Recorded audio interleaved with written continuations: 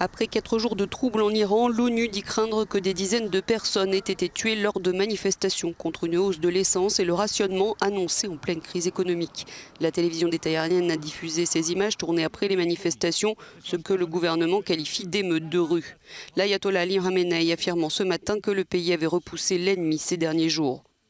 Depuis samedi soir, Téhéran a bloqué pratiquement toutes les communications Internet. La situation reste donc très difficile à évaluer dans le pays et le gouvernement a prévenu qu'il ne rétablira Internet qu'en cas de retour durable au calme.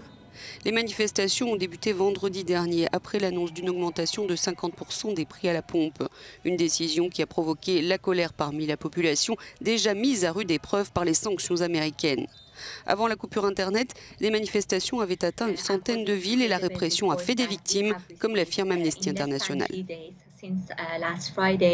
Selon les rapports crédibles que nous avons reçus, en moins de 3 jours à compter de vendredi, au moins 106 manifestants ont été tués dans 21 villes. On a reçu des témoignages corroborés par des vidéos qui montrent des snipers tirant sur la foule depuis les toits et au moins dans un cas depuis un hélicoptère. Les Nations Unies ont dénoncé cette répression et s'inquiètent de plus d'1 millier d'arrestations.